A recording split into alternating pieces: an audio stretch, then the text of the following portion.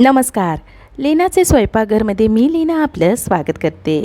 आज या स्वयंपाकघरात तुम्हाला कढी पाहायला मिळणार आहे. हो, पण नेहमीचीच कढी बनवतो ती कढी नाही बरं का, नारळाची कढी आहे. चला तर मग आजच्या या छान अशा रेसिपीला सुरुवात करूयात. इथे मी अर्धा ओल्या नारळाचं बक्कल खवलून घेतलेलं आहे. नंतर मिक्सरच्या भांड्यामध्ये ओल्या नारळाचा चव आणि थोडेसे पाणी घालून याची मऊ पेस्ट बनवून घेतली आणि थोडं कोमट पाणी घालून वाटलेली पेस्ट सुती कपड्यामध्ये गाळून घेतलेली आहे. हे नारळाचे दूध 4 वाटी आहे. 2 वाटी गोड ताक घेतले. कढी बनवण्यासाठी ताक ताजं असलं पाहिजे आणि आंबट नको, नाहीतर कढी आपली खूप आंबट होईल.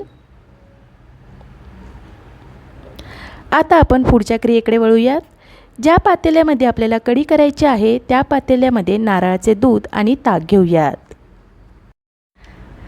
नारळाचे दूध आणि ताक ओतल्यानंतर याच्यात 1 चमचा बेसन पीठ घालूया. पळीच्या साहाय्याने मिक्स करून घेऊयात. पिठाच्या गुठळ्या राहणार नाहीत याची काळजी घ्यायची आहे.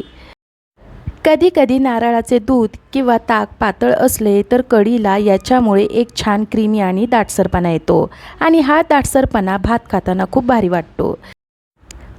कढीसोबत बेसन पीठ शिजलं की कढीला वेगळाच खमंगपणा येतो. तसेच बेसन पिठामुळे कढीची चव अधिक खुलते आणि आपलं कढी फाटतसुद्धा नाही. बेसन पीठ मिक्स करून झालेलं आहे. कुठेही याची गुठळी राहिलेली नाही आहे.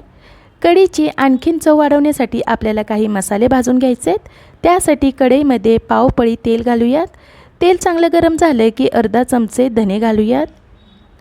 1 चमचा जिरे, 4 मिरे घालूयात. अर्धा ते 1 मिनिटच आपण भाजून घेऊयात. मसाले करपणार नाहीत याची काळजी घ्यायची आहे आणि हे मसाले भाजताना सुद्धा गॅसची आच कमीच ठेवायचे.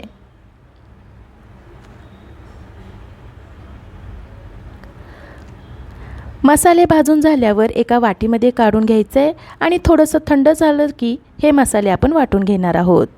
मसाल्याचे प्रमाण कमी असल्यामुळे हे मसाले मी खलबत्त्यात कुटून घेणार आहे.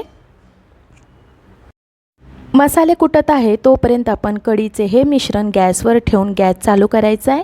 गॅसची आच मध्यम करून पळीने थोड्या थोड्या वेळाने हलवत राहायचं आहे, म्हणजे कढी आपली फुटणार नाही. मसाले आपले छान कुटून झालेले आहेत. आता हा कुटलेला मसाला आपण उकळलेल्या कढीमध्ये घालूयात.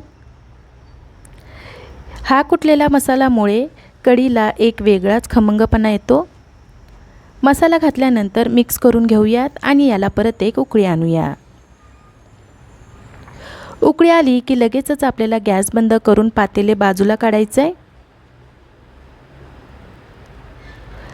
आता ही कढी फार तिखट नसते. नारळाच्या दुधामुळे थोडीशी गोडसरच लागते, पण हिचा आणखीन खमंगपणा वाढावा म्हणून आपण त्याच कढईमध्ये अर्धा पळी तेल घालूया. तेल चांगलं तापलं की याच्यामध्ये 4 सुक्या मिरचीचे तुकडे करून घेतलेले आहेत. तुकडे घालूया आणि गॅसची आच कमी करून छान परतून घेऊयात. मिरची अर्धा ते 1 मिनिटच परतून घ्यायचे आणि लगेचच गॅस बंद करायचा आहे.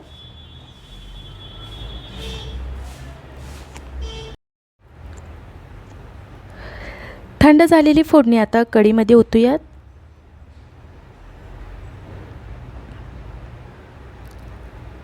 मिश्रण थोडं कढईमध्ये सुद्धा घेऊयात, म्हणजे सगळं आपलं तेल आहे ते कढीमध्ये येईल. हलवून घेऊयात. आता याच्यामध्ये थोडीशी साखर, चवीप्रमाणे मीठ आणि छान बारीक चिरलेली कोथिंबीर घालूया. या कढईमध्ये फोडणीमध्ये हळद घालायची गरज नाही. ही कढी पांढरी शुभ्र छान दिसते आणि लागतेही तितकीच सुंदर. आता व्यवस्थित मिक्स करून घेऊयात. तयार झालेली नारळाची कढी मऊ शिजलेल्या भातावर सोबत वरून साजूक तुपाची धार घालायची, खूप भारी लागते. ही नारळाची कढी थोडीशी गोडसर, नकळत तिखट, जराशी आंबट अशी चवीला छान लागते. तुम्हालाही आवडेल आणि घरातील लहान मुलांना, आजी आजोबांनाही आवडेल. अशी नारळाची कढी तुम्ही नक्की करून बघा, तुम्हाला जरूर आवडेल. मला आशा आहे आजच्या या रेसिपीची तुम्हाला थोडीफार मदत झाली असेल.